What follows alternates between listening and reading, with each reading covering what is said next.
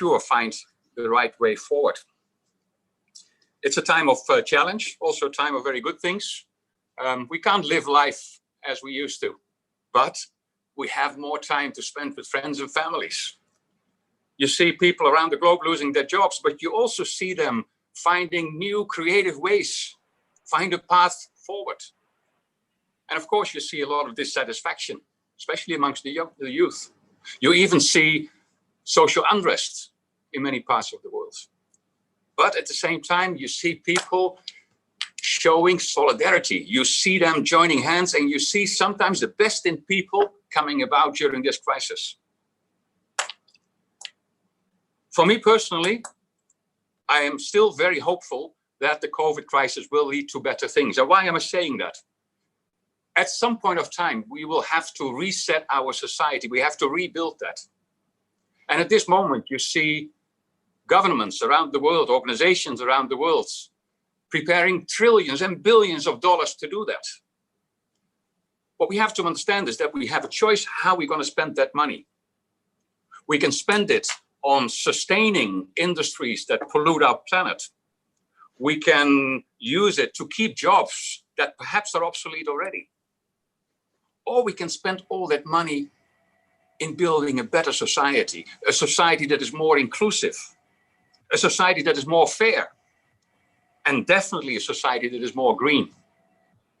So I do want to take this opportunity to focus your attention and your interest on what they call the Great Reset. The Great Reset is an initiative currently taking place all around the world. And that is a plan that is taking place to indeed rebuild our society and make this a better world as a result of COVID. The link will be sent to you. Please have a look at that. Ladies and gentlemen, again, a very, very warm welcome. I'm happy the technology works so well. The team in DTU is very busy with that.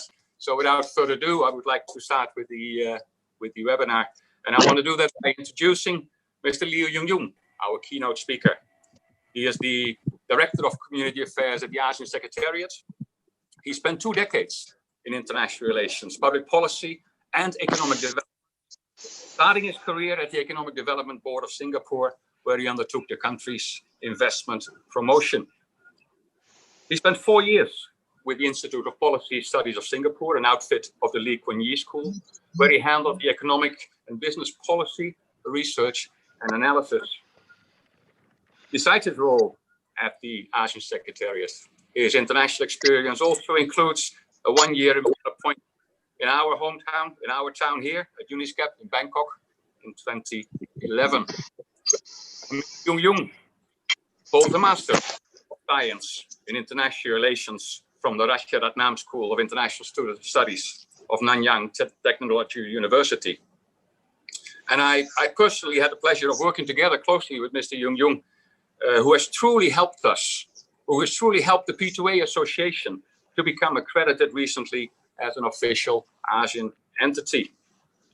So, ladies and gentlemen, without further ado, I would like to introduce our good friends and like to invite him to deliver his keynote address. Mr. Liu Yungyung. Thank you, Jerome.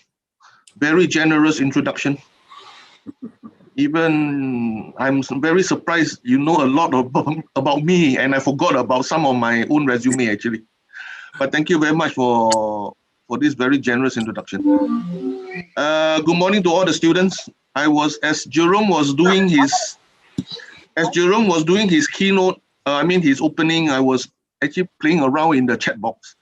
It is so lively. This is the most lively chat box I ever see of all the webinar that I attended. So I think, yeah, good job to P2A, good job to Dutan, and good job to all the students that is involved this morning. Thank you so much. I have about 15 slides that I wanted to just quickly go through. As a Singaporean, I speak very fast. So feel free to stop me anytime or feel free to interject through the chat box so that I can control my speed. As you can see, actually my slide is the same. I just need to change the date. I was supposed to speak last week, but sometimes technology can fail us, as what Jerome attests to. Next slide, please.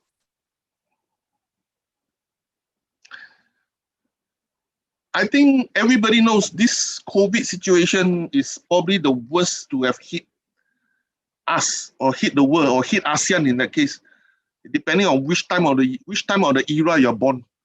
For me, this is the worst since 1997, 1998 financial crisis, Asian financial crisis.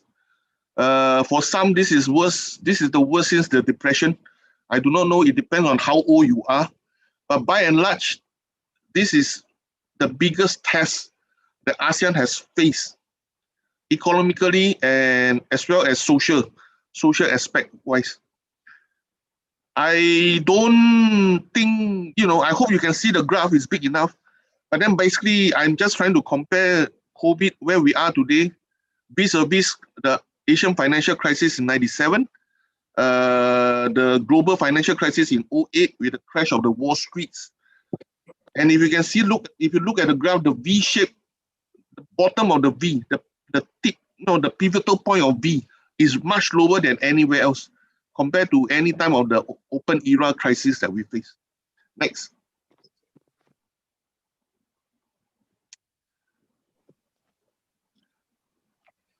Immediately, we felt the impact. For the last 9 months, I have not been able to travel. And actually, as the ASEAN Secretariat staff, this is one of the most surprising things that happens to us. Because in ASEAN, we have about 1,300 meetings a year. And if you include the symposium, workshop, seminars, we have about 1,500 events per year. So actually for us to travel is very normal. 1 month we can travel about, almost every week we can travel, for some, depending on what portfolio you hold. But by and large, since the COVID started, we have been grounded. We have been working through webinar like this, video conferences. As a result, tourism affected, aviation sector affected, hotel sectors affected.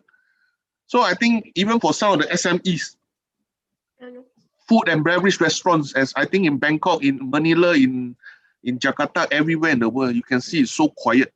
Everybody is working from home. Everybody is asked to stay put. Everybody is asked to stay put at home, lockdown. So I think this is really a repercussion of, what started off as a virus. It becomes a pandemic, and now it becomes a global economic uncertainty crisis. Next.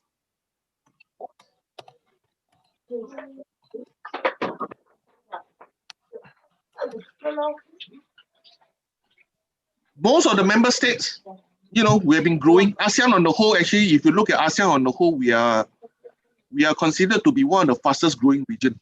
But yet, because of COVID, many of the countries are expected to have a GDP by next year to be, in negative growth, zero growth, and for some cases that if you are really lucky, it will be somebody is not muting the mic. I'm sorry. So this crisis has caused most of the member states to face negative growth for the first time in 22 years actually. Next. Can the organizer mute all the phone?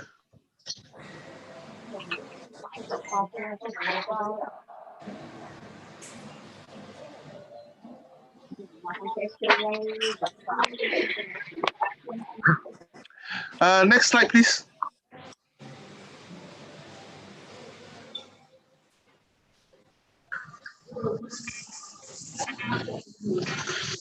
I think on the whole, ASEAN has been pretty fast in terms of responding. Started, oh, this is very distracting. Somebody's not off the mic.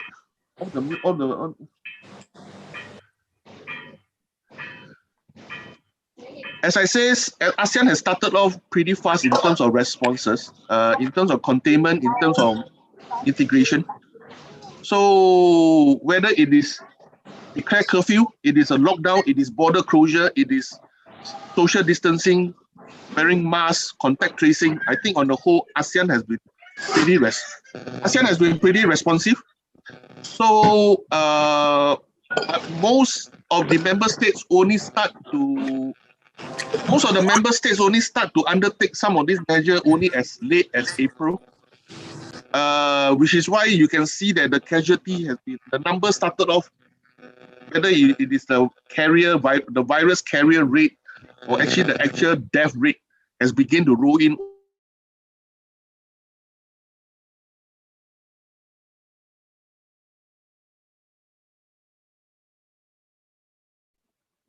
Next, please.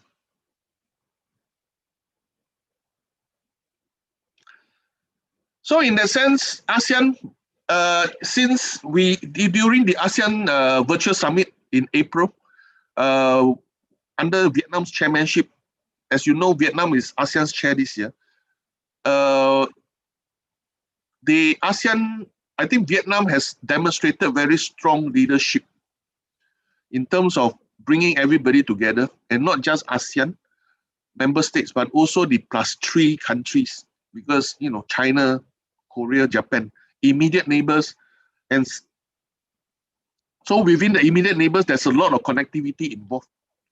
Flights, travel, people to people. So I think Vietnam has demonstrated very strong leadership in terms of working on some of these responses.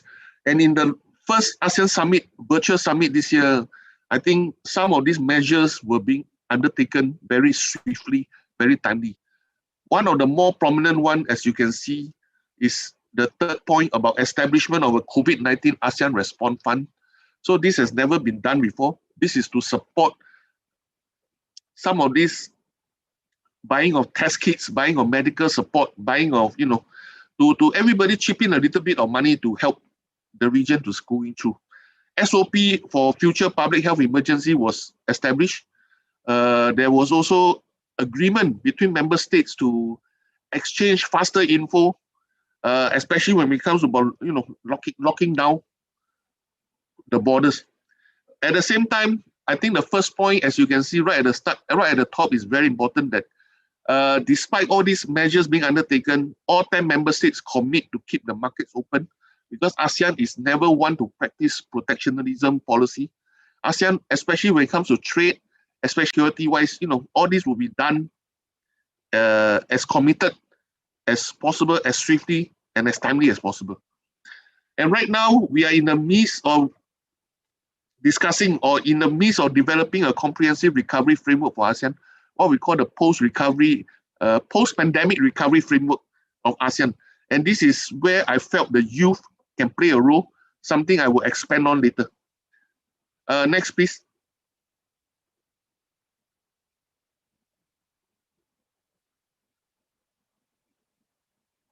Broad strategy-wise, beside health, we are looking at how do we strengthen the human security, meaning labor, the frontline workers, the medical frontline, the professionals, the volunteers.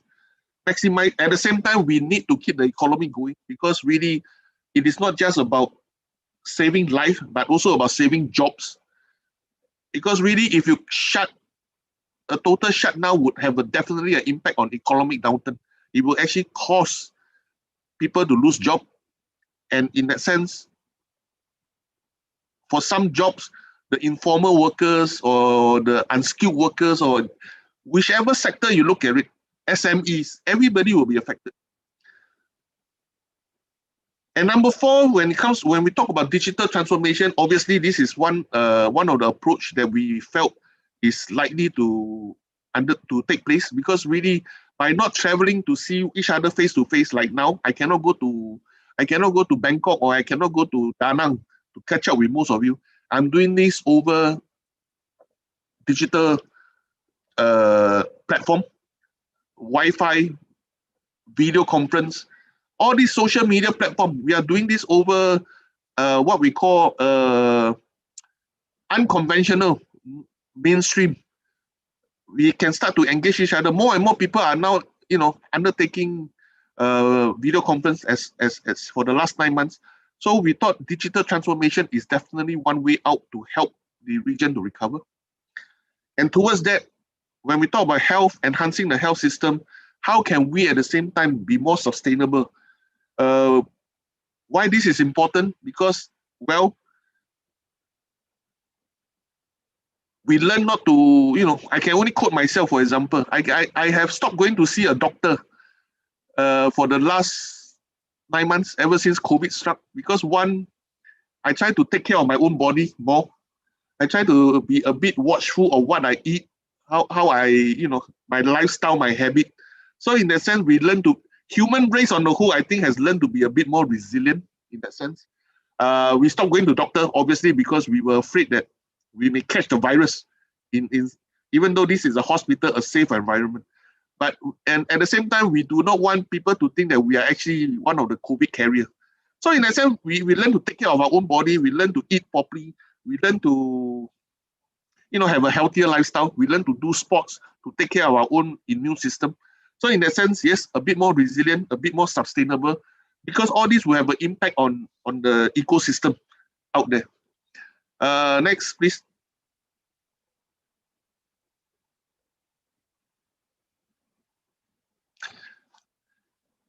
Now, youth. Why I think it is important that you guys know how to, why is this important, especially when COVID struck us?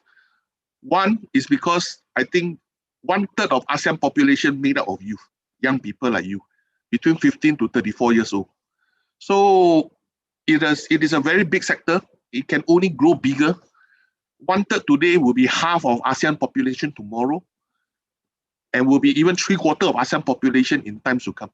So this is why I have always emphasized, and I told Miss Li Hang that anything that involves youth, whenever there's a chance to talk to young people, please feel free to engage me. And I'm very happy to be here to talk to you. So this is why I feel that young people like you may also feel very lost at this time, because you may be graduating, you may not be able to secure a job immediately. So I think it is important for us to come and understand and talk to you and to encourage you. Next.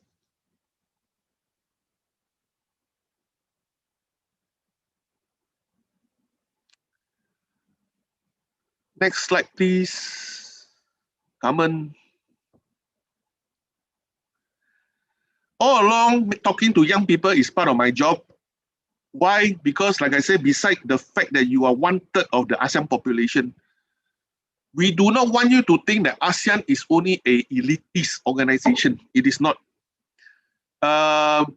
When we undertake youth survey, we realize that the ASEAN knowledge in the CLMV countries, the Cambodian, Laos, Myanmar, Vietnam, are extremely high, vis-a-vis the ASEAN 6 countries. We do not know why. Until today, we are still trying to figure out why. But I guess one explanation is that maybe in your education syllabus, really, ASEAN is being featured prominently in your books. Your country are newer members to ASEAN, the CLMV countries. You get to learn at this digital age. Your access to ASEAN knowledge is a bit more compared to your counterpart in the ASEAN 6. Because for me, for example, when I was growing up as a Singaporean, I read more about Malaysia history than ASEAN history. So in that sense, I can understand why ASEAN 6 young people may not be so, in terms of ASEAN awareness, may not be as high as what I wanted personally, and compared to the CLMV young people. But whichever way we look at it, we do not want young people to think that ASEAN is very far. It's an elitist organization. It is something that you only get to read in newspaper once in a while. So part of my job and part of my colleagues' job in ASEAN Secretariat is actually to undertake more awareness creation with young people like you, through talks like this, through youth activism. There's a group of us in ASEAN Secretariat actually that really focus on young people. And they are part of the what we call education, youth, and sports division. Next.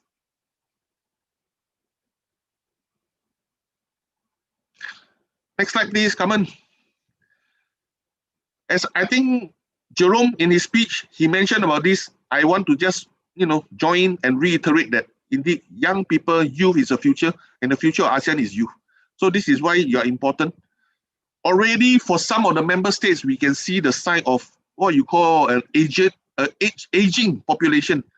In Singapore, we use the term silver tsunami because of the white hair, the gray hair.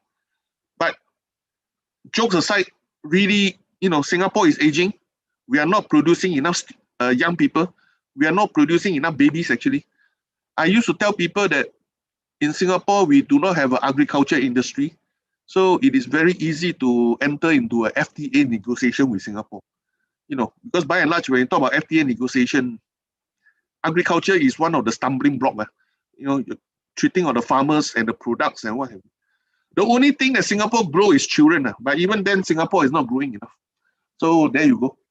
So Singapore is aging, followed by Thailand, followed by Vietnam, closely behind.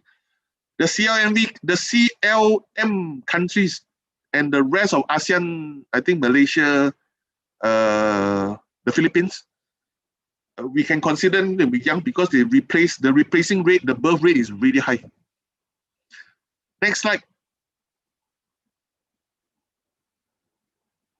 And this is just another illustration of what I said right at the bottom, Singapore. That means those population that is 35 and below, only about not even 50%. But if you look at Philippines, 67%, Malaysia 63%, Myanmar 62%. So thankfully for all these countries, in that sense, it averaged out ASEAN's population to say that actually ASEAN is still a very youthful organization. But by and large, thanks to Vietnam, Indonesia, Myanmar, Malaysia, Philippines, and some of the others that are not here, but by and large, other than Singapore, Thailand, and Vietnam, the rest are really considered to be young. Next, please.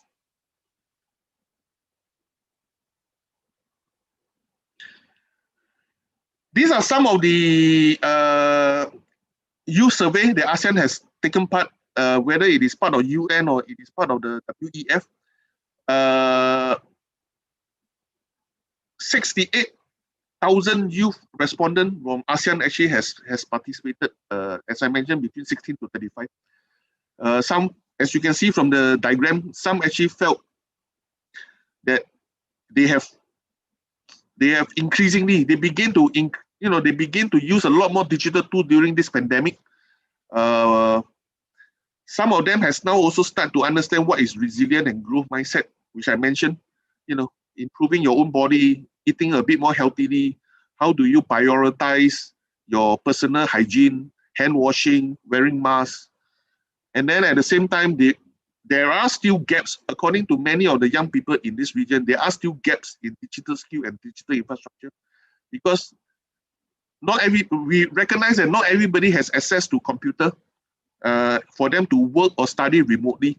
So there are constraints. I recognize Wi-Fi may not be so strong in certain countries, or internet cost is high. Some of them even have to stop schooling to go to work because of COVID. The disruption that's caused by COVID. So some of these challenges still do in place, but these are some of the findings I'm happy to share with you based on the WEF 2020 Youth Survey. Next. So in that sense, in ASEAN, we are also trying to re-strategize. As part of our post-2020 strategic direction for youth development, we are now trying to focus more about, how can member states work together, whether at the regional level, at the national level. How do we work or promote future-ready ASEAN young people through digital skill development?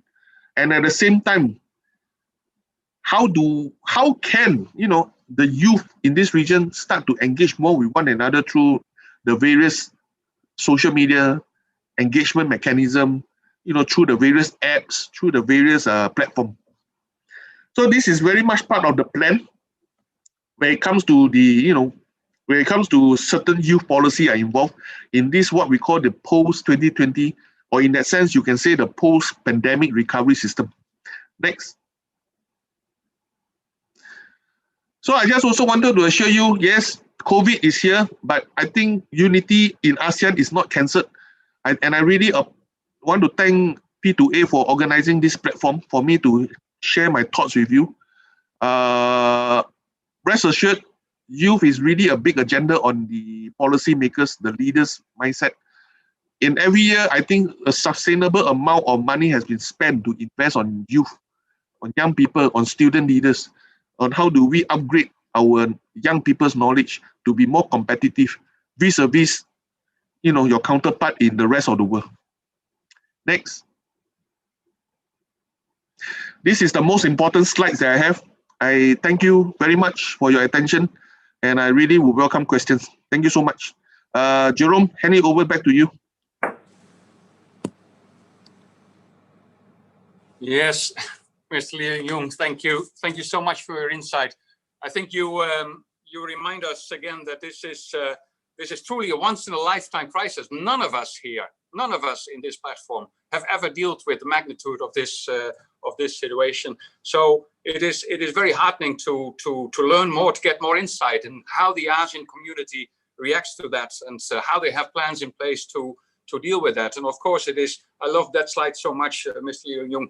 Unity. The unity is still there, and it is unity what will get us through that. The other remark you made is you touched on the resilience of the region. I came to Thailand a long time ago, and I've seen in these years, I've seen so many events, and every time it was the resilience that really stuck out and that really made things get better. It is not unique, but it is special in this part of the world, and resilience and the unity will bring us out of this crisis as well. I would like to remind the audience, I mean, we have a great honor of having Mr. Lee Jung here. I mean, he's critical in the ASEAN community, especially when it comes to youth. Take the opportunity, send your questions into the chat board, and we will try to cover as many as we can at the end of the session. Thank you so much. I would like to introduce now our first student speaker, and that is Mr. Brian Ang from Thammasat Polytechnic. He is there, he's our first speaker. He's a business sophomore student, and he's a very active participant in many national and international competitions and activities. Brian told me that he is deeply passionate about global affairs, about philosophy, about economics, and he actually hopes to pursue a career in education or in related fields. Brian is very involved in the school's community, and one of his roles is to be the assistant of the cultural ambassador of the Global Connect student group. Global Connect group at Thammasat Polytechnic is a very unique model in which they bring in students from the region, international students, and unite them with the Singaporean students. It is a wonderful initiative. Brian is the assistant cultural ambassador there. Brian, we are very happy to have you with us, and I would like to give you the floor. Ladies and gentlemen, Mr. Brian Ang. Okay, thank you, Mr. Shetler. I am deeply honored to have been granted with this opportunity to represent Singapore, Thammasat Polytechnic, and to speak for the ASEAN youth community. Give me a moment while I share my slides.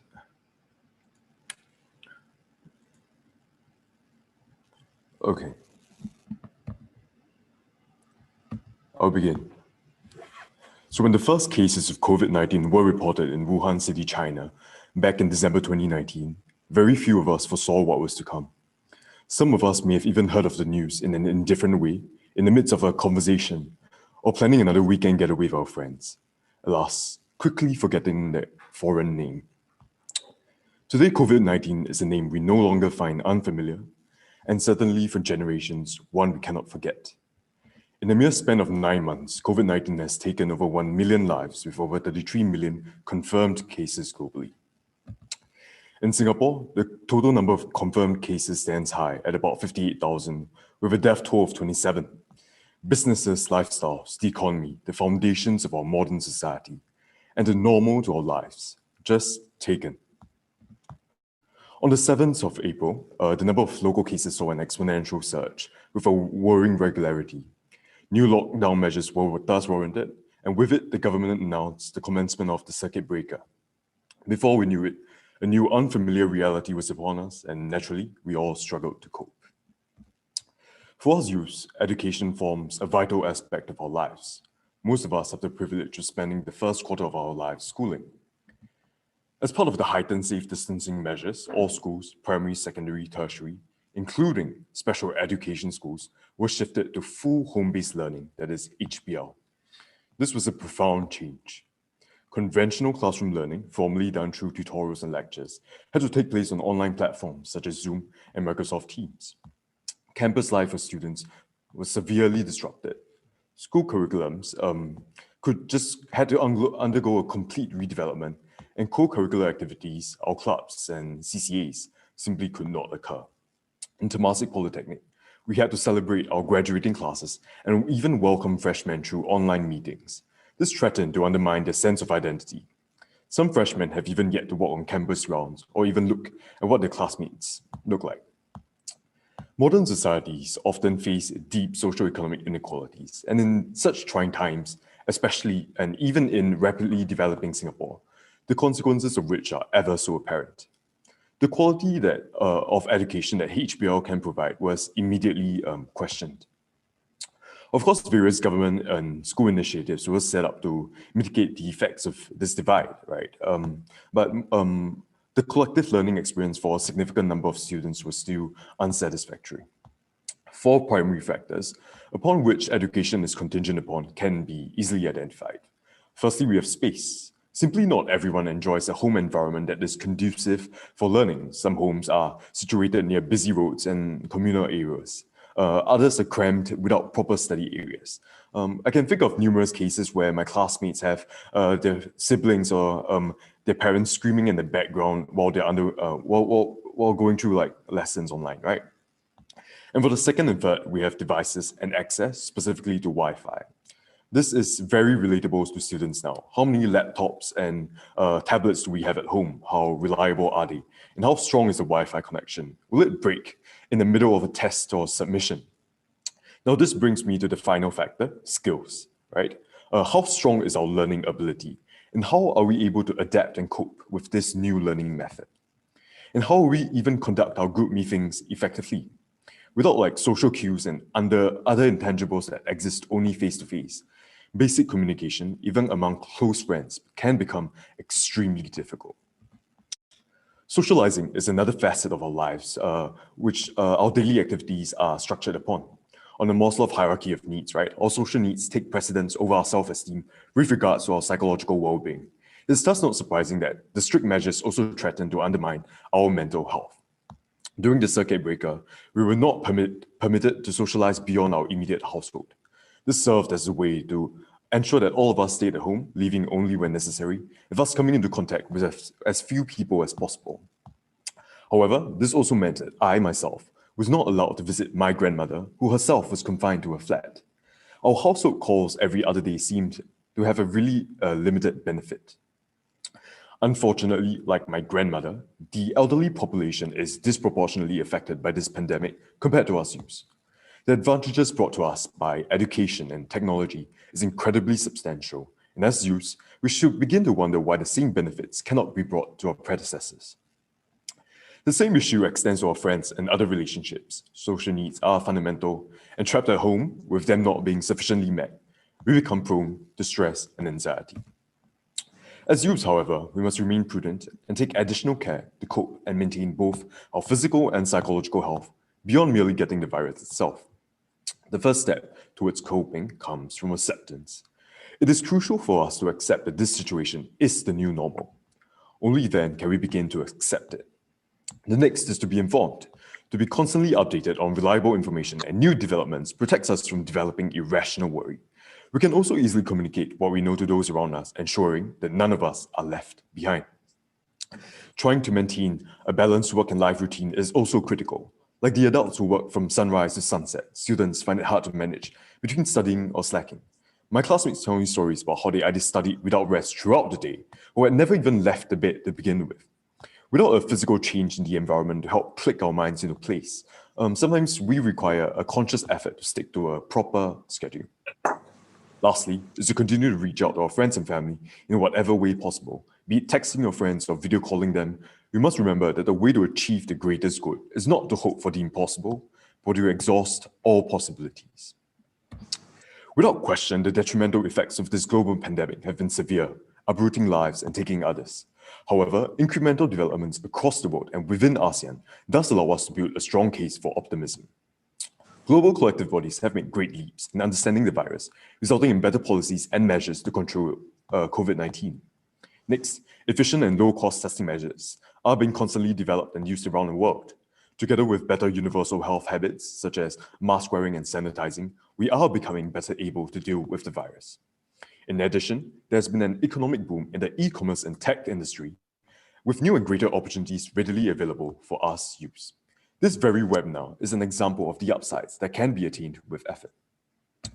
I am proud to say that in Singapore, pragmatic leadership, access to advanced technology, and contributions by all Singaporeans, and of course good fortune, have led to an astounding 99.5% recovery rate among most cases. As youth, we need to recognize that we are vastly more privileged than our predecessors, having unmatched access to education, technology, and other resources. As members of the collective human race, we must remember that all of us have an equal stake in the future of the world. We cannot leave anyone behind.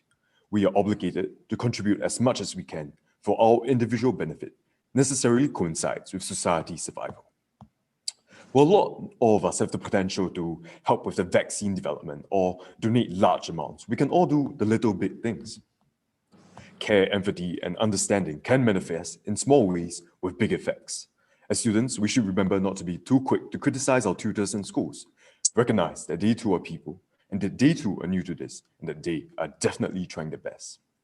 As sons and daughters, we must remember that our parents themselves face immense pressures that we may not understand, and we should, from time to time, help them make breakfast, of course, without burning down their kitchen. Behind our masks, our mouths may be concealed, but not our eyes, not our expressions, and certainly not our emotions. I believe that even in a crowd of masked people, we can all make a difference and see them smile. And I believe that in whatever capacity that we can, that we should make that difference. Thank you. Thank you. Thank you very much, Brian. It was making breakfast without burning down the kitchen. Is that correct?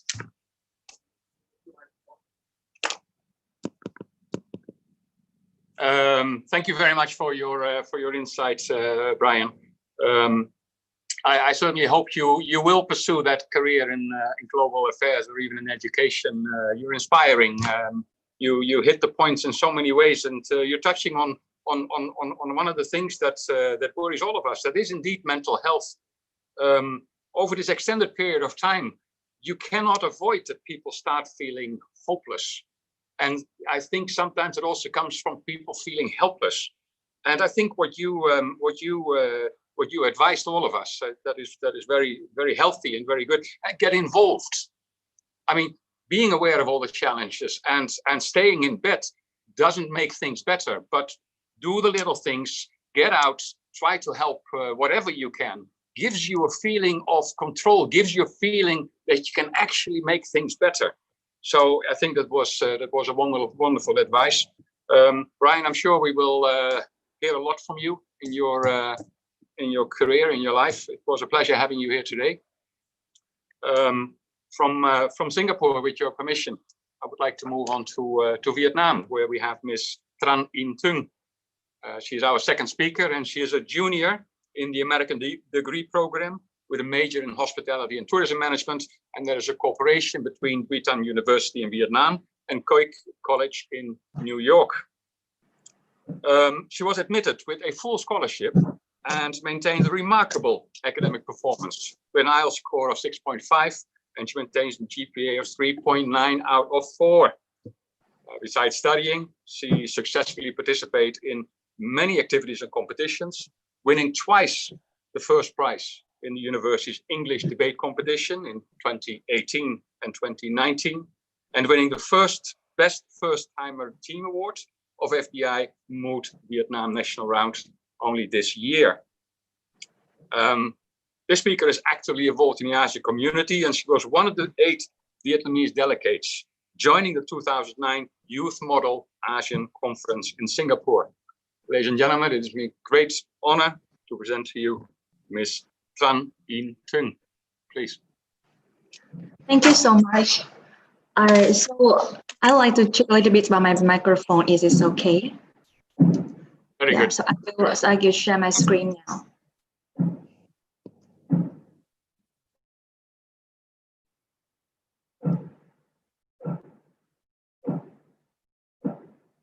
Okay. So good morning, ASEAN delegates, teachers and friends attending this today P2A webinar. My name is In Thương. Today is my honor to be here and to represent Duy University, Vietnam to discuss some problems related to the realities we have to face with because of COVID-19. And I also mentioned what we can do as a ASEAN young generation to contribute to the rebuilding of ASEAN after the outbreak of COVID-19 pandemic. So my presentation will have 5 parts, and I will come to the first part about the COVID-19 pandemic in Vietnam. I will give you a brief look at Vietnam's 9th-month COVID-19. Come back to the beginning of this year on 23rd January 2020, Vietnam, the first known case of COVID-19 in Vietnam was reported, and up to now, Vietnam has totally 1,077 confirmed case, 999 recoveries, and 35 deaths. The process to defeat COVID-19 is not easy at all, and Vietnam has experienced 2 waves of COVID-19, in which the second wave was evaluated as much more complicated and serious than the first one. However, for now, Vietnam is essentially able to control the transmission of COVID-19 in community, and the country is gradually lifted the social distancing rules, and we are basically come back to the normal life. And this is some posters, some pictures that were created in order to encourage Vietnam to overcome COVID-19. Yeah, so also, the damage of COVID-19 can be seen in every field of our life. But if we think on a bright side, it's also an opportunities. Why I say so? First of all, COVID-19 comes, it means that people have to stay at home more because of the social distancing rule. It also gives a chance to stay at home, to spend more time with our families and even ourselves. As a busy pace of life that parents have to go out all day to earn for a living, or children, they have to go to school. COVID-19 comes, unfortunately, but also fortunately, enables us to live slowlier and honor more our beloved ones. Secondly, COVID-19 has sped up the application of digital technology worldwide. As you can see that the grocery, the restaurant has shifted to online delivering and ordering as their primary business. And many schools in many areas have pivoted into 100% online learning and digital classroom, and even doctors they has begun to deliver telemedicines aided by many flexible regulation. And as to be indeed, a recent data show that we have voted 5 years forward in consumer and business digital adoption in a matter of around 8 weeks. And finally, COVID-19 also helps every country to test its healthcare system, and in which they can know that which one should be focused more, which one should be focused more to strengthen the national healthcare system. However, COVID-19 is an opportunity or a challenge. Yeah, we know, but it's also caused a lot of changes to our life. So what should we do to adapt with those changes? Yeah, we had better adapt with the new normal life after the outbreak of COVID-19. So how? First of all, we should stay strong and optimistic. Instead of reading the fake news on internet, we should select and we should follow the official channels to access with the accurate information. And although COVID-19, this time is hard, it's not forever. So we should keep positive. And also we should make sure that we keep in touch with our friends, our colleagues online. We are social distancing.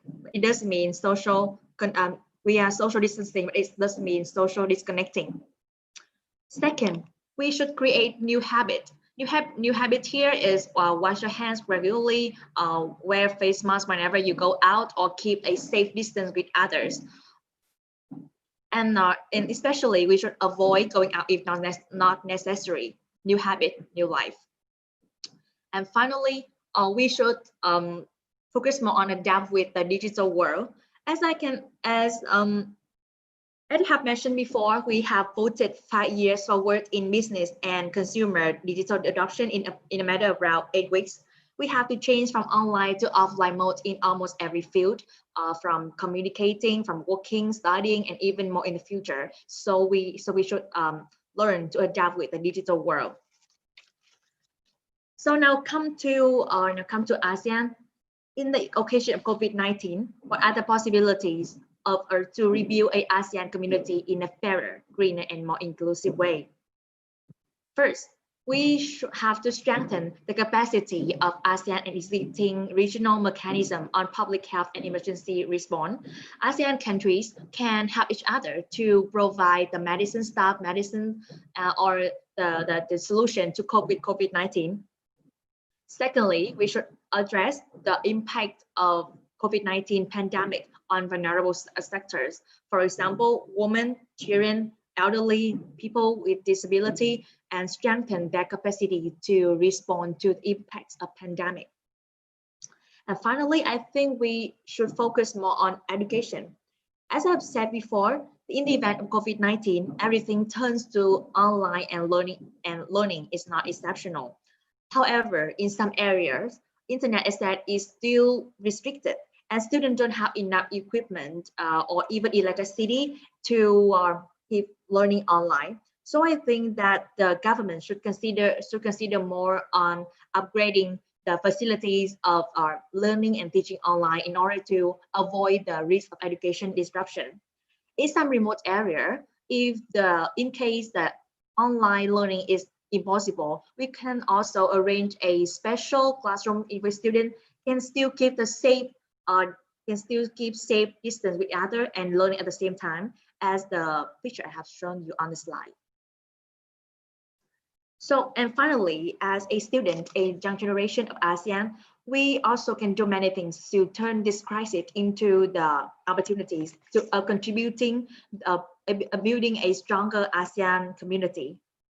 First, individual, we should keep learning and developing ourselves in both of knowledge and skill, upgrade our mindset to and foster ability to adapt with the future unprecedented challenges.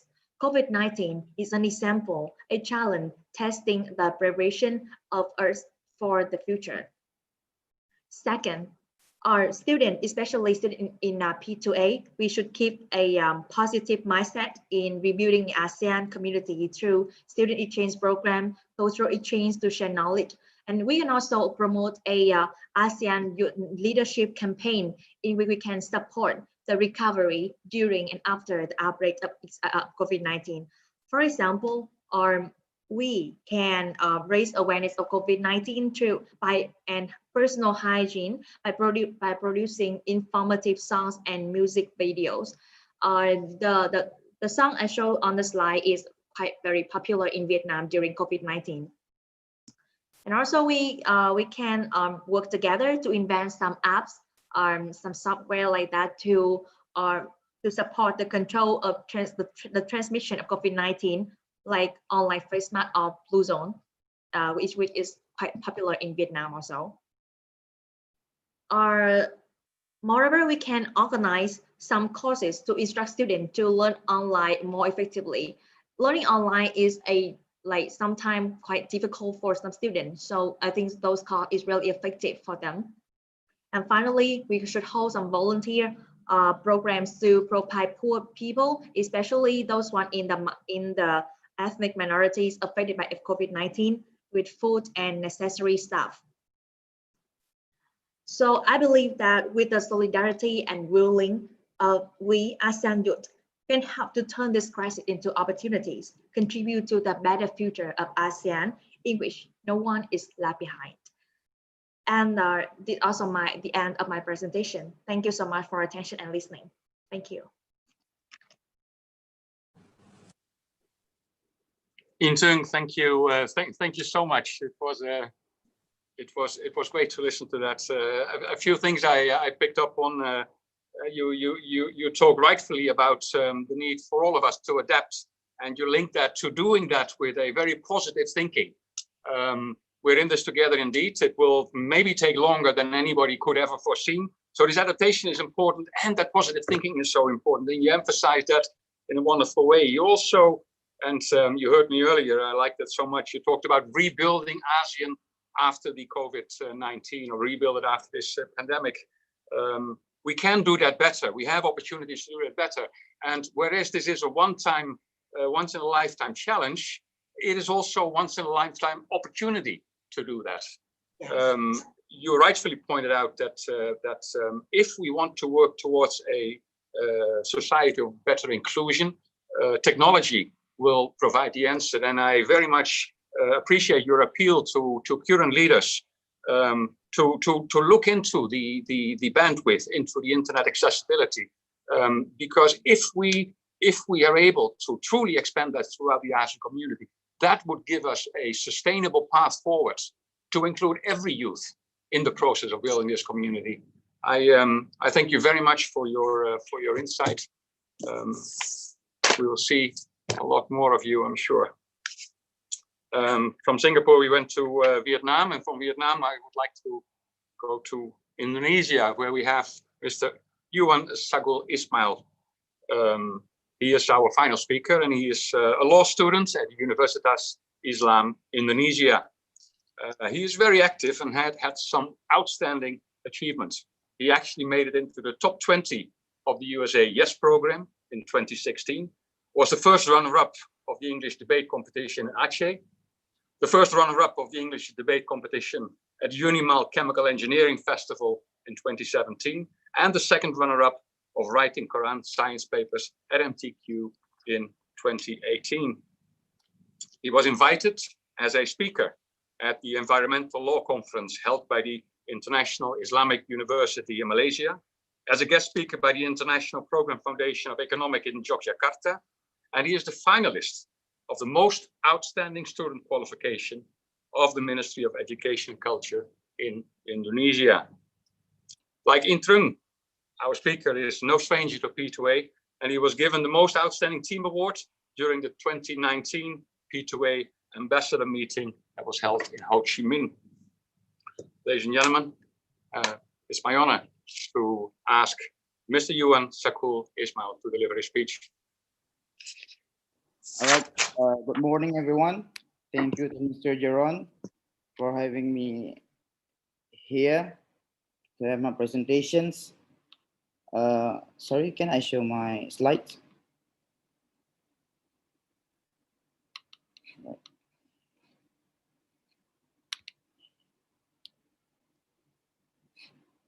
All right, thank you to Mr. Jeron for having me and having my presentation here today. Respectable to Mr. Lee Young. It's an honor, sir, for me to have my presentation in front of you here in this webinar, and honorable to all committee from the University. Thank you for inviting us here in this webinar, and to all my audience here. So I'm the last speaker after two great speakers were talking about statistics and solutions. So I think my brother Brian were already speak about statistics, how on Singapore pointed out about education and mental health. Sorry, excuse me, can I show my slide?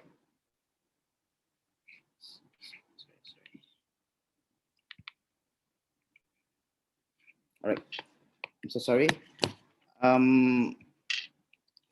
Brian already talked about statistics and how Singapore point out on education and mental health. And also my sister from Vietnam already talked about solution and how Vietnam solved a problem during the era of pandemic related with COVID-19. But I'm here talking about our issue that relating with facing the reality of COVID-19 and forging a better future for ASEAN youths. Before I'm going to deliver my concern regarding our issue, I have a very special story for all of you. Maybe mostly all of you have ever heard about story, but I'm going to tell you about moral value that have a huge relation with what we are facing right now relating with COVID-19. So the story is about a butcher named Nick Sisman. So this butcher, as usually we know that in every meat shop there are asterisks to keep the meat away from expirations. So that night, at that night, Nick Sisman, a butcher, stuck and trapped in the ice storage room. So he can't get out from the ice storage. So he began to write a letter. He decided and began to write a letter to his wife, which contained that in that room, the temperature was really cold. And also, if his wife found this letter, that means he's dead frozen. And then tomorrow, where the security opened the door of our story and found that Nick Sisman was dead frozen. And then he found a letter that wrote by Nick Sisman. What actually being a question here is, when the security checked out that the temperature in that room was even not minus. This is the normal temperature. So how can Nick Sisman as a butcher that frozen in that room? So it's being a question to all over the world when he heard about the story of Nick Sisman itself. And then the security found a letter wrote by the butcher, and then the security implied that Nick Sisman was frozen because his own thought. But what I'm trying to deliver here is about mindset. Everything is controlling by mindset. Your thought is running by mindset. Like Avicenna, our father of modern medicine in Islam, said, anxiety is half of disease, calm is half of healing, and passion is the beginning of your recovery. This is very important to keep our mind in calm, because like Harvard University have ever bring a research about bringing the analytic mindset to the pandemic. How we can bring the analytic mindset to the pandemic? By keep calm and passion in overcoming every problem during the era of pandemic. While you keep yourself away from anxiety, the half of your body is healing right now actually, because all around the world right now, thinking that they are sick, but actually not. What actually is sick is their mindset. So we have to keep our mindset to be calm in overcoming every problem and obstacle during the era of pandemic. That's what I'm trying to deliver here. And my point here is actually how that many ASEAN youth still can survive even during era of pandemic. What I'm trying to infer here is about that ASEAN youth learn financial resilience during the pandemic. So we can imply that the era of pandemic even not restrict us in creativity, in building many creative things, and also learning new skill. So we cannot let this era of pandemic restrict and limit our creativity, because many ASEAN youths show the data and the results that ASEAN youth learn financial resilience during the pandemic era. So this is a huge improvement that we have to know right now. That maybe we think that during this era of pandemic, many students or many worker, employer cannot go to office properly as usually they do before the era of pandemic. But let me show you that this era of pandemic actually push and encourage every student around the world, especially in Southeast Asia, to build the new things. Because when they think that they can go out for their work as usually they do, it will encourage their critical thinking in building new things. This is image improvement that we have to know about the data itself. And then we also have the data. Maybe my data actually almost same with what Mr. Lee Yung has presented before. In adapting to the new environment, many ASEAN exhibit signs of good mindset, resilience, and nimbleness. Maybe I wouldn't share you about the data. It's about, I would like to point out on how even during era of pandemic, the ASEAN youth still have a capability to grow their own mindset. Like I said before, because it forced many ASEAN youths to think critically. Maybe if this pandemic does not happen, we can say that there are many ASEAN youth still cannot grow their own mindset and resilience. This era of pandemic improved the resilience of every ASEAN youth in building many digital or in every sector. There are many improvements during the era of pandemic. Maybe I would like to show you next about digital, accelerated and permanent digital transformation. We know that there are a lot of digital transformation during the era of pandemic, because besides the inevitable in usage of online education for enterprise, there are a lot of digital transformation that built and created by the youth during the era of pandemic. we know that the e-learning application right now is highly useful because the era of pandemic, and it's helpful in education sector, like what actually we can face right now. Yes, it's absolutely, we cannot deny the reality of COVID-19, that horrible situation for nowadays, but we have to rely on the reason that COVID-19 in the era of pandemic cannot restrict our digital transformation that created by the youth. That's what I'm trying to deliver and point out. But we also have to know the facts that around the world, in Southern Asia especially, many society are suffering because unemployment. Like Mr. Leung, you also present about unemployment percentage are actually increased during the era of pandemic. Yes, we have to know that our people suffering, because when we know there are obstacles, we know how to solve and overcome many problems that happen in Southern Asia. Unemployment, actually, we have to change the solution that we have to propose here. Only we have to change the mindset from a job seeker to be job creator, because job seeker right now is decreasing the percentage because there are many economic sector, many office sector are actually closed because the era of pandemic. But we have to change that mindset from job seeker to be job creator. They're the only solution that we can propose right now. In Indonesia, maybe my friend from Indonesia who are attending in this event know Ruang Guru. Ruang Guru actually very useful information, very useful application that help Indonesian education and economically here in Indonesia. Yeah, we have Ruang Guru here, which actually created by youth. What I'm trying to deliver is about youth. I'm underline about ASEAN youth, on how in Indonesia Ruang Guru created by ASEAN youth here, on how it's very useful, very helpful for Indonesian country to improve their education. Ruang Guru sometimes point out their learning on skills, so it can improve and increase every skill of student who cannot go for school as proper they do before the era of pandemic. In Indonesia, the role of youth is very important. This poster, maybe my friend of Indonesia know what actually mean of this poster and also who speech on this poster. So Mr. Sukarno, our first president, said, "Give me 10 youth and I will shake the world." This means I would like to say that how strong the capability of the youth can move everything. This poster on how that Mr. Sukarno only asked for 10 youth, but that this 10 youth can shake the world. So you can imagine how the capability of the student or of the youth, can move anything. So you have to point out and underline and also highlight the word youth that can move the world. That's not impossible. That's possible to be, because the capability of one youth is very strong and very extremely danger if we neglect the power of ASEAN youths. And as you see here, in Indonesia, we all know that in Indonesia have so much e-commerce boost in Indonesia. For example, like let's say Tokopedia. But what I'm trying to highlight here is not about e-commerce itself, but about who created this e-commerce. This e-commerce created by youth.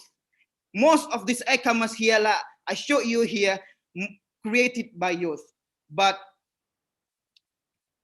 it's also, I want to point out on point that this e-commerce boosting Indonesia economy, and how the involvement of youth right here are involving in helping Indonesia economy during the era of pandemic is a huge improvement, immense improvement that we have to rely on. That even during era of pandemic, youth still could synergize for their own better country. So that's what I'm trying to highlight here about ASEAN youth still could synergize for Indonesia economy through e-commerce application. Yeah, but we have to rely also on an issue about unemployment in Indonesia. I cannot deny and reject many statements that point out to me about unemployment percentage that increased in Indonesia. Yes, I have to accept that statement. But we are as youth, we have to propose the solution of the statement. So back to the previous statement that I said, from job seeker to be job creator. So we can if we cannot apply for the job, we have to be the job creator itself. That's what I'm trying to highlight here. And during the pandemic era, spawned many youth social movement. In Indonesia, many social movements were created during the era of pandemic. Let's say the co-op, it was built and created by medicine students in Indonesia. It used to supply nutrition for all around place in Indonesia. We know that in Indonesia, we have more than 1,000 islands and more than 200 million population that had to reach to every place. And there are many social youth movement that created during the era of pandemic to help the country in supplying many nutrition, food, beverage to all over Indonesia that had to reach. Maybe that's all my presentation, but before I'm going to close my presentation, I have to quote that doing nothing in the midst of this pandemic, there is a big mistake. We as young people should be able to contribute. So here, I persuade all of you, I invite all of you to synergize to our own country and generally to Southeast Asia, to ASEAN country. So I invite all of you to synergize, to do and to think critically, to build the creative things here. So that's all from me. Thank you. Back to the moderator.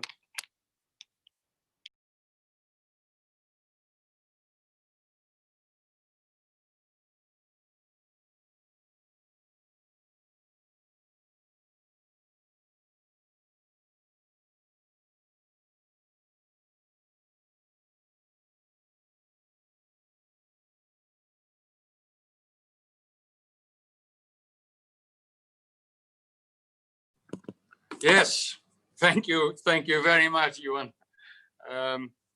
You made a very passionate call to the youth in the region, and I certainly hope they will follow that.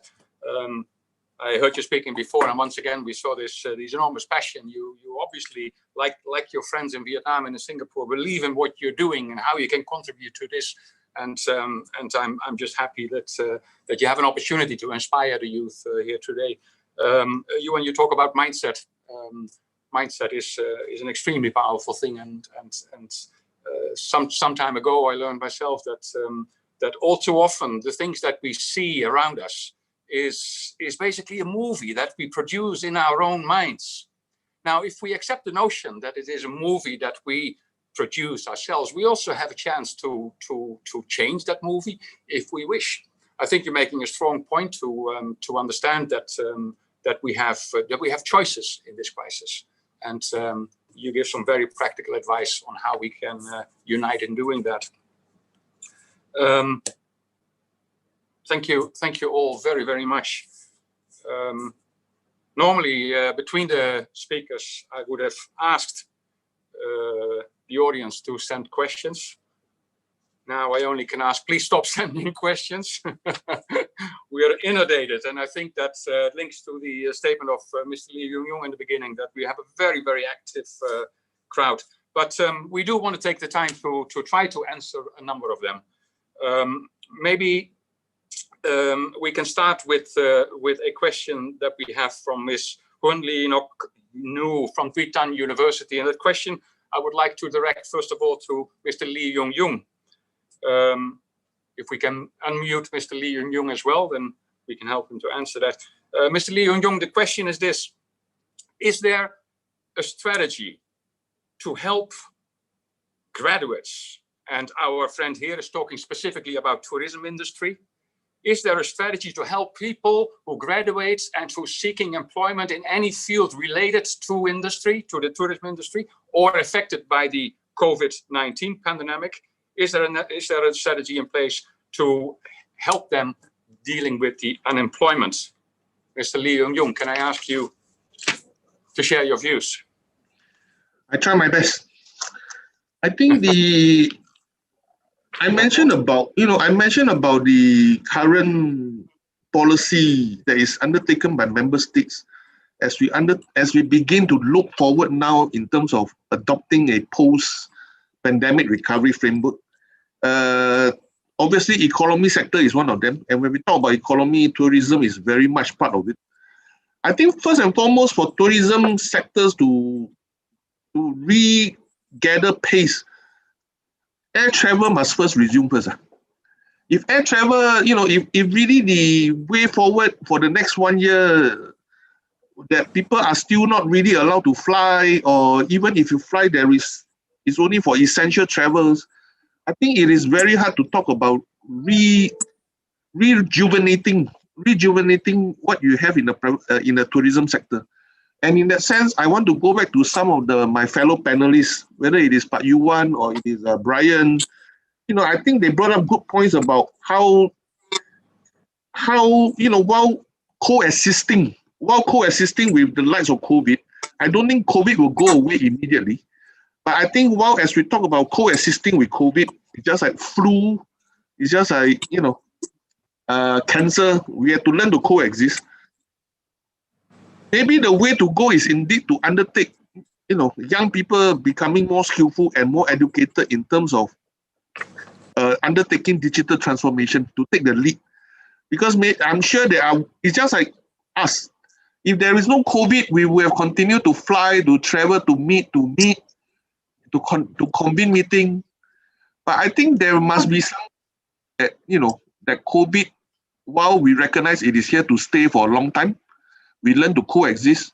And at the same time, we shouldn't waste a crisis. That is my philosophy. We should never waste a crisis. There is always something to learn from a crisis. And maybe for tourism sector, the way to go is indeed maybe promoting more e-tourism. And that's where the young people can take the lead to develop software, to develop platform, to develop apps, and change the whole landscape in terms of how we do tourism. So yeah, that's my pretty brief answer, Jerome. Thank you. Thank you very much, Mr. Lee. I appreciate that. I mean, you're touching on what we can do as a community and on a national level, but you also clearly move things forward, move things back to the individual. And this is a time that we all have to make our own choices, our own path forward. And it is a unique time of opportunity as well by getting creative and innovative. Thank you very much. I have a question from the Philippines, Nia Sara Masbat from the La Salle University. Brian, I would like to direct that to you because you addressed this matter in your presentation. If we can unmute Brian. Brian, the question is this. In these extraordinary times, how do you think that the youth can best collaborate with the more experienced generations in battling this pandemic? So how can the young generation and the more experienced generation join hands, and how can they best collaborate? Brian. Yeah, am I audible? Am I audible? Yeah. You can, yeah. Okay. So I think that people from the different generations offer different qualities, right? So like the younger generation, we're essentially experts at our technological tools, and we're very well versed in using phones and laptops and our communication devices. On the other hand, it is the generation above us, our predecessors, that have a stronger grasp in the technical details, the logistics involved, and especially in this pandemic, things about the economics, things about how things are commonly done. I think that a lot of mutual benefit can be gained with people, of course, people with different skills sharing it with one another. But I believe that our predecessors can take specific advantage of the reach that the youths currently have. So a large percentage of youths have constant access to like social media. They use their Facebook, their Instagram a lot. And these are platforms that the older generation can take advantage of to spread more awareness and to spread like correct and reliable information to keep everyone aware of what the truth is going on in this global pandemic. That's it. Thank you very much, Brian. Mr. Liu Jung, I understand you're on time. You're 11 o'clock. You have to leave. I don't want to let you go before we asked another question. It's a question from Vietnam. What do you think Asean young students and people should learn and prepare in this pandemic days, and also for the further future? If there is any other crisis of this magnitude that would happen, if you have any advice for our students, what they can learn and how they can best prepare them also for future crises? I essentially see two roles. Jerome, thank you for the question. I essentially see two roles for the young people in this region as we talk about a post-pandemic recovery. I think first and foremost, young people, given your knowledge in technology, has that duty and responsibility to use social media and apps to spread the correct information and accurate information. Okay, because there is all this talk about fake news, all this talk about, and inaccuracy of truth. I think young people, given your knowledge, your social media knowledge, your apps, experience, you have the responsibility to really spread accurate information. Okay, never be part of the gossip mongers, or you have that civic duty and responsibility. That's the first thing I expect of young people.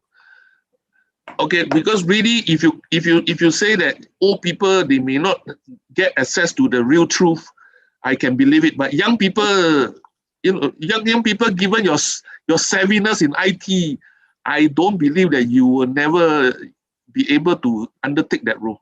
So that is my first expectation.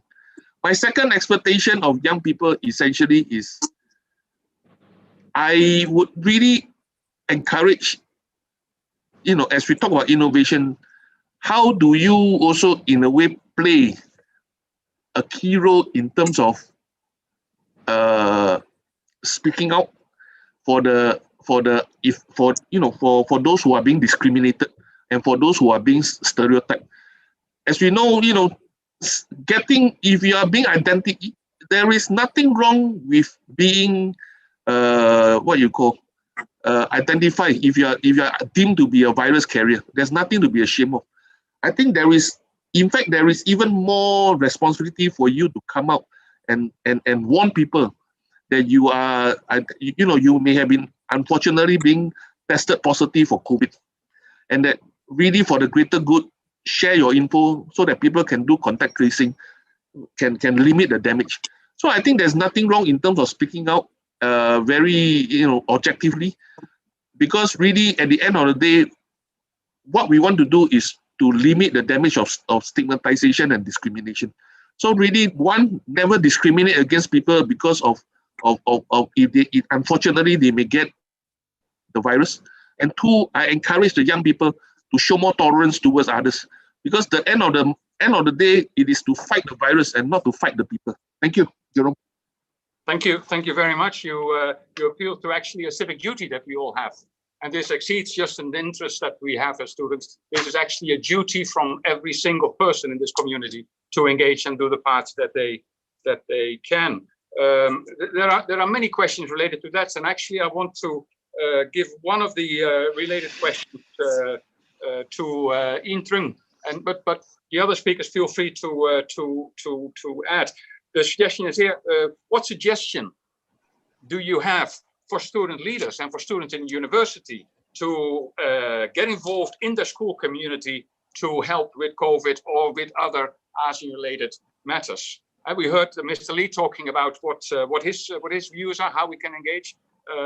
We're asking the same question from our students. How do you think the youth in ASEAN can best engage in the crisis and in building this to be a successful, harmonious community? Intrung, can I ask you? Yes. Thank you for the question first. And and you asked that what can we do that the leader from our university can do to engage more with COVID-19, and then what we can do to help the student, the community at university. Yeah, I think that, as I have mentioned in my presentation, that we can create a ASEAN Youth Leader campaign in which we can help help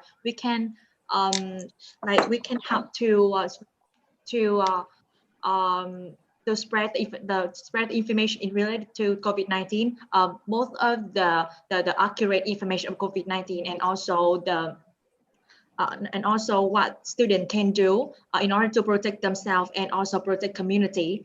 And as I also mentioned in my presentation, that we should focus more on education. I think that if we are students, we can understand each other more, that the difficulties we meet in the in while we learning online, and both of the facilities and also the how can we learn online better. So if we are students, so we understand more about us, so we can help each other to learn and to learn in the event of COVID-19, and also we can like hold some volunteer programs for students to help the poor people. You know that in the COVID-19, the poor people were affected very much. So we can hold some volunteer programs to help them with the poor people, with the especially the one in the ethnic minorities that affected by COVID-19. And if that's and I think that those programs can attract more students that they can see they can see the effect, the negative effect of COVID-19, and they can like they can contribute more to help others, to help the community, not only themselves in studying, but also the other people in the community. They have the difficulties in COVID-19. Yeah, that's my suggestion. Thank you very much. I think it brings together the answer from Mr. Liu Jung as well. We have a responsibility. You encourage students to get engaged. I know from all the universities online that they are very committed to unite, and I would like to support what most of the speakers have said. Unite, collaborate, engage, but do not sit back. This is a time too important for all of us.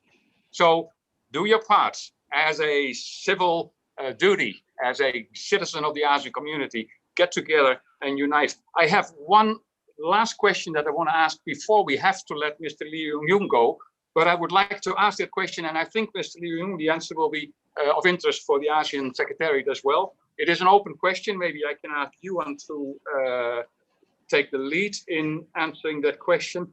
And the question is, the question is that in this time of pandemic, since early this year, many universities immediately embarked on the initiative to deliver their programs online. Students were studying at home. The question is twofold.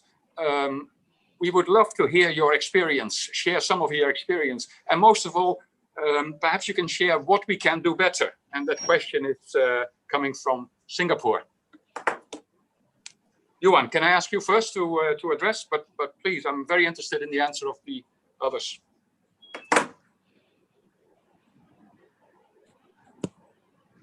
Is Yuan unmuted?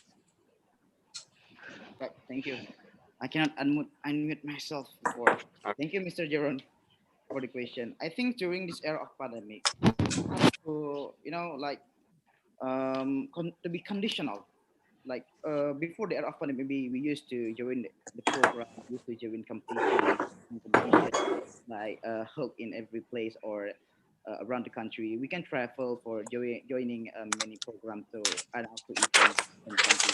But during this era of pandemic, it's restrict ourselves in joining many programs around the country. So it's restrict also that we have to join many competition through the platform. In my experience, I was joining many student conference that held through Zoom.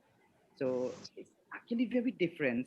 Like we used to join before the era of pandemic.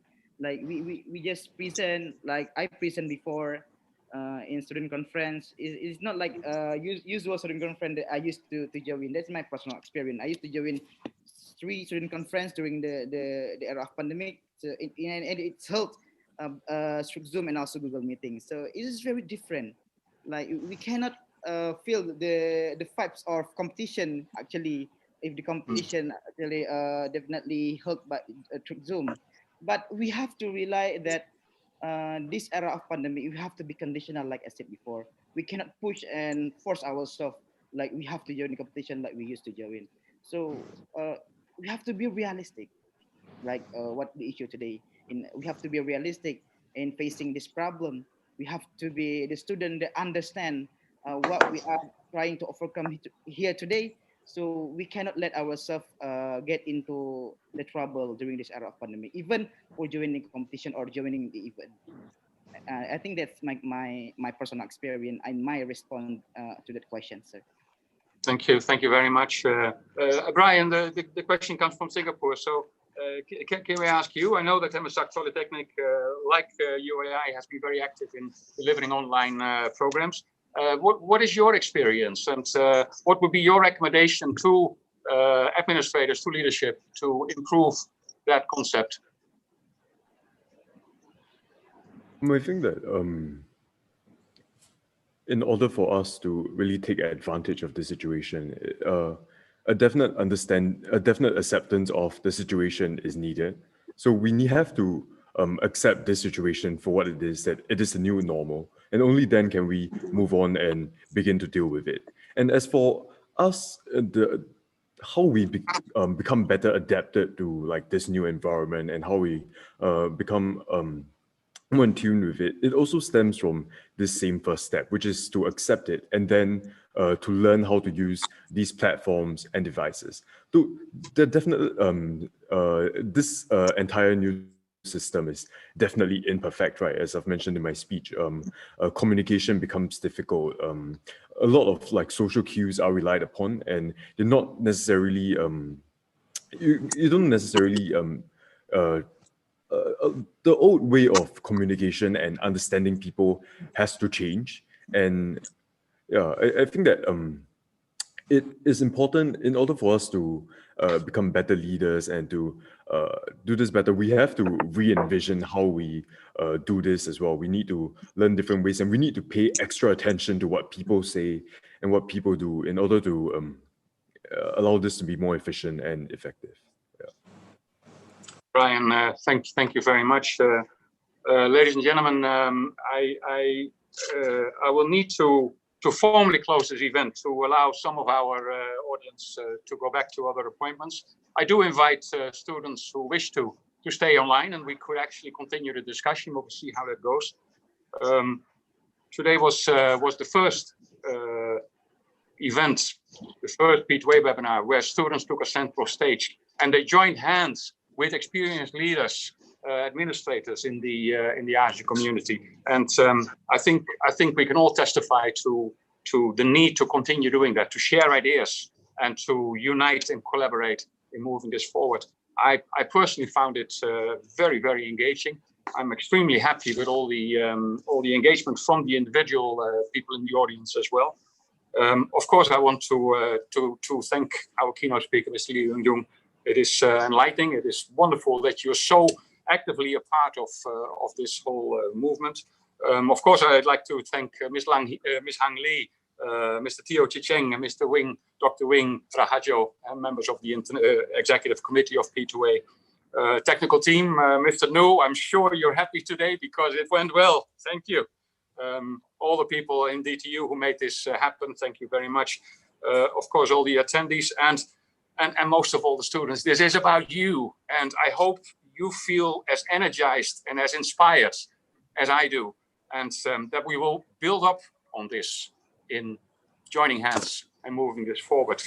Now, I know these are different times, but in normal times, I would have a little gift for our keynote speakers and our distinguished guest speakers, student speakers. So I have one, and since I have one, I can now present that as a gift to everybody involved in this webinar, to all our speakers, and to all the audience who have been participating in this. Again, if you wish to, please stay online. We can continue the discussions. But for now, we formally close this fourth P2A webinar, and I would like to thank you all very, very much. Bye-bye.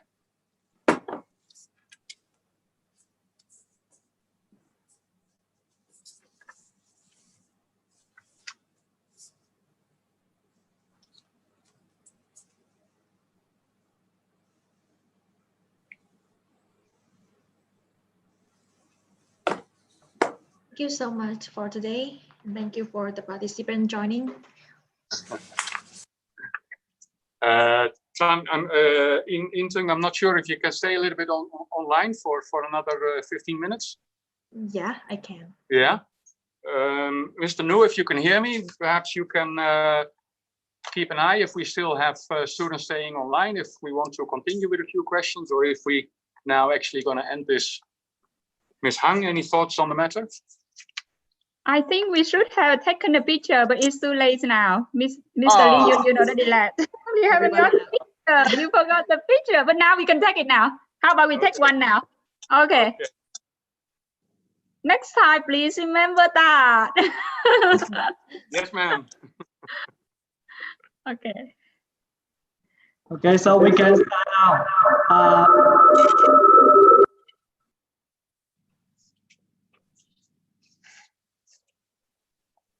Well, looking at the number, Ms. Hang, if you can confirm that as well, perhaps it is best to end the webinar of today and to start working right away on the next one, because I feel that we're not done talking yet with our youth.